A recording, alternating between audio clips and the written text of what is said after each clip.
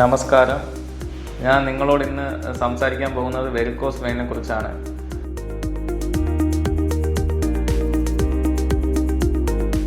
Varicose vein എന്ന് പറയുന്നത് കാലിലെ ഞരമ്പുകൾ വളഞ്ഞതും അതേപോലെ തന്നെ നീളമുള്ളതുമായിട്ടുള്ള അവസ്ഥയിലോട്ട് മാറുന്നതിനാണ് വെരിക്കോസ് വെയിൻ എന്ന് പറയുന്നത്.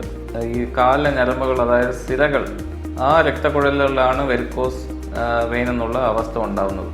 സോ വെരിക്കോസ് വെയിൻ കൊണ്ട് എന്തൊക്കെയാണ് അപകടങ്ങൾ? വെരിക്കോസ് വെയിൻ സാധാരണഗതിയിൽ വളരെ നീളമുള്ള വളഞ്ഞതായിട്ടുള്ള സിരകളായിട്ടാണ് കാലിൽ കാണപ്പെടുന്നത്. അതിനുശേഷം എന്താണ് സംഭവിക്കുന്നത് വെച്ച് കഴിഞ്ഞാൽ അതുകൊണ്ട് കാലിന് ഒരു കഴപ്പുണ്ടാകാനുള്ള സാധ്യതയുണ്ട്. അതിനുശേഷം ഈ വലിയ വെയിനുകളിൽ നിന്ന് ചിലപ്പോൾ ബ്ലീഡിങ് ഉണ്ടാവാം, ചിലപ്പോൾ അതൊന്നും ഇല്ലാതെ കാലിന് നീരായിട്ട് മാറി അതിനുശേഷം കാലിൽ കറുത്ത് അതിലൊരു പുണ്ണുണ്ടാകാനുള്ള അല്ലെങ്കിൽ അൾസർ ഉണ്ടാകാനുള്ള സാധ്യതയുണ്ട്. ഈ അൾസർ കൊണ്ടുള്ള പ്രശ്നം എന്താണെന്ന് വെച്ച് കഴിഞ്ഞാൽ ഈ അൾസറിൽ ഇൻഫെക്ഷൻ ആവാനും കാലിന് മുഴുവനായിട്ട് ഇൻഫെക്ഷൻ ആവാനുള്ള സാധ്യതയെല്ലാം ഉണ്ട്. ചിലപ്പോൾ അത് എല്ലിലോട്ട് ഇൻഫെക്ഷൻ പടരാനുള്ള സാധ്യതയുണ്ട്.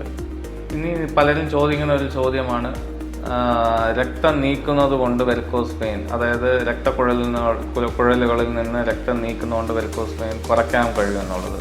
അങ്ങനെ ഒരു ട്രീറ്റ്മെൻറ്റ് മൊഡാലിറ്റി ഇല്ല. വെരിക്കോസ് വെയിൻ ഒരു ശരീരഘടനയുടെ ഒരു വ്യത്യാസം കൊണ്ടുണ്ടാകുന്ന രോഗമാണ്. പിന്നെ ഒരു ചോദ്യമാണ്, വാസ്കുലർ സർജൻ നടത്തുന്ന വെരിക്കോസ് വെയിൻ സർജറിയിൽ എന്തെങ്കിലും ഒരു അഡ്വാൻറ്റേജ് ഉണ്ടോ എന്നുള്ളത്. നമ്മൾ വെരിക്കോസ് വെയിൻ്റെ ചികിത്സ പറയുകയാണെങ്കിൽ പല ഘട്ടങ്ങളായിട്ട് നമുക്ക് തരംതിരിക്കാം. ആദ്യത്തെ ഘട്ടത്തിൽ വെരിക്കോസ് വെയിൻ്റെ ക്ലിനിക്കൽ ഡയഗ്നോസിസ് ആണ്. രണ്ടാമത്തെ ഘട്ടം ഡോപ്ലർ സ്കാനാണ്. മൂന്നാമത്തെ ഘട്ടം ശസ്ത്രക്രിയയ്ക്ക് മുമ്പുള്ള പരിചരണമാണ്. നാലാമത്തെ ഘട്ടം ശസ്ത്രക്രിയയാണ്. അഞ്ചാമത്തെ ഘട്ടം എന്ന് പറയുന്നത് ശസ്ത്രക്രിയയ്ക്ക് ശേഷമുള്ള പരിചരണമാണ്. ഒരു വാസ്കുലർ സർജന് ഈ 5 ഘട്ടത്തിലുള്ള എല്ലാ കാര്യങ്ങളും ചെയ്യാൻ കഴിയുമെന്നുള്ളതാണ് അതിൻ്റെ പ്രത്യേകത. ഇത് വെരിക്കോസ് വെയിൻ വളരെയധികം ഉള്ളൊരു പേഷ്യൻ്റാണ്. അവരുടെ വെരിക്കോസ് വെയിൻ അടയാളപ്പെടുത്തിയിട്ടുണ്ട്. ഇങ്ങനെയാണ് നമ്മൾ സർജറിക്ക് മുന്നേ പോകുന്നത്. ഇത് നമ്മൾ ക്ലിനിക്കലിയും അടയാളപ്പെടുത്താറുണ്ട്, അതേപോലെ തന്നെ ഡോപ്ലർ സ്കാൻ ഉപയോഗിച്ചിട്ടും അടയാളപ്പെടുത്താറുണ്ട്. ഇനി ഓപ്പൺ സർജറികൾ ഇപ്പോൾ ശുപാർശ ചെയ്യപ്പെടുന്നുണ്ടോ, ഏതെങ്കിലും ഒരു സൊസൈറ്റി അതിനെ ശുപാർശ ചെയ്യുന്നുണ്ടോ എന്നുള്ളതാണ്. ഇപ്പോഴത്തെ ലേറ്റസ്റ്റ് ഗൈഡ് ലൈൻസ് വന്നിരിക്കുന്നത് യൂറോപ്യൻ സൊസൈറ്റിയുടെ ആണ്. അവരുടെ ഗൈഡ് ലൈൻസ് പടി ഓപ്പൺ സർജറികൾ വളരെ പരിമിതമായ സിറ്റുവേഷനിൽ മാത്രം ചെയ്യേണ്ടതാണ്. ഇനി നമ്മൾ പ്രാൺ ഹോസ്പിറ്റലിൽ ലഭ്യമായ ചികിത്സകൾ എന്തൊക്കെയാണ്? ലേസർ ചികിത്സ നമ്മൾ ഇപ്പോഴത്തെ സ്റ്റാൻഡേർഡ് ഓഫ് കെയർ ട്രീറ്റ്മെൻറ്റ് എന്ന് പറയുന്നത് എൻഡോവീനസ് തെർമൽ അബ്ലേഷൻ എന്ന് പറയും. മലയാളത്തിൽ പറയുകയാണെങ്കിൽ പലതരത്തിലുള്ള ചൂട് ഉപയോഗിച്ചിട്ടുള്ള വെയിനെ കരിക്കൽ ആയിട്ടുള്ള പ്രക്രിയയാണ് എൻഡോവീനസ് തെർമൽ അബ്ലേഷൻ. അതിലൊരു മൊഡാലിറ്റിയാണ് ലേസർ ചികിത്സ. ഇതിനകത്ത് ലേസർ ലൈറ്റാണ് ഉപയോഗിക്കുന്നത്. അത് ഉപയോഗിച്ചിട്ട് വെയിനുകളെ കരിക്കുകയാണ് ചെയ്യുന്നത്. അതിൻ്റെ പ്രത്യേകത എന്താണെന്ന് വെച്ച് കഴിഞ്ഞാൽ പഴയ പോലെ നീളമുള്ള മുറിവുകളൊന്നുമില്ല. ഇപ്പോൾ വളരെ ചെറിയ മുറിവ് ഉപയോഗിച്ച് തന്നെ നമുക്ക് ചികിത്സ നടത്താൻ പറ്റുന്നതാണ്. ഇത് നിങ്ങൾക്ക് തന്നെ കാണാൻ കഴിയുന്നതാണ്. വലിയ വെയിനുള്ള ഒരു പേഷ്യൻറ്റ്, നമ്മൾ അത് മാത്രമല്ല അൾസറുള്ള ഒരു പേഷ്യൻറ്റ് ഇതുപോലുള്ള ലേസർ ചികിത്സ ചെയ്ത് അത് സുഖപ്പെടുത്തിയതാണ് കാണുന്നത് നിങ്ങൾ. ഇത് അടുത്ത പേഷ്യൻറ്റ് നിങ്ങൾക്ക് കാണാവുന്നതാണ്.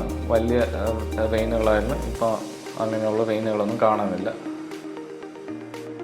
ഇത് അടുത്ത അതേ പേഷ്യൻ്റ് അടുത്ത പിക്ചറാണ്. ഇനി അടുത്ത ഇവിടെ ലഭ്യമായിട്ടുള്ള ഒന്നാണ് ഗ്ലൂ തെറാപ്പി.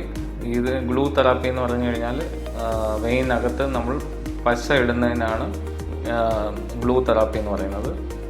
ഈ ഗ്ലൂ തെറാപ്പിയുടെ അഡ്വാൻറ്റേജ് എന്ന് പറഞ്ഞു കഴിഞ്ഞാൽ അതിനകത്ത് ചെറിയ മുറിവാണ്, അതുപോലെ തന്നെ അതിന് മേജർ അനസ്തീഷ്യ ഒന്നും ആവശ്യമില്ല.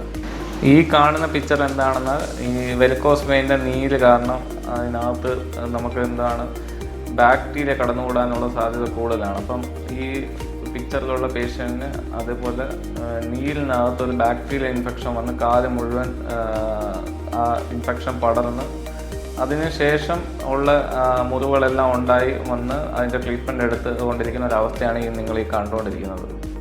ഇനിയുള്ളത് സ്ക്ലീറോതെറാപ്പി നമ്മൾ ഉപയോഗിക്കുന്നതെന്ന് വെച്ച് കഴിഞ്ഞാൽ ചെറിയ രക്തക്കുഴലുകളിൽ വെരിക്കോസിറ്റി വരികയാണെന്നുണ്ടെങ്കിൽ സ്ക്ലീറോതെറാപ്പി ഉപയോഗിക്കാം. അതിൻ്റെ പ്രത്യേകത എന്താണെന്ന് വെച്ച് കഴിഞ്ഞാൽ അതിനും അനസ്തീഷ്യ ആവശ്യമില്ല, കാര്യമായിട്ടുള്ള മുറിവുകളൊന്നും അതിനും വരത്തില്ല. കാണാൻ വലിയൊരു അൾസറായിരുന്നു. അത് വീനസ് ട്രീറ്റ്മെൻറ്റുകളെല്ലാം എടുത്തതിന് ശേഷം ആ അൾസർ വളരെ ചെറിയൊരു അൾസറായി മാറിയിട്ടുണ്ട് ഈ പേഷ്യൻറ്റിന്. Thank you.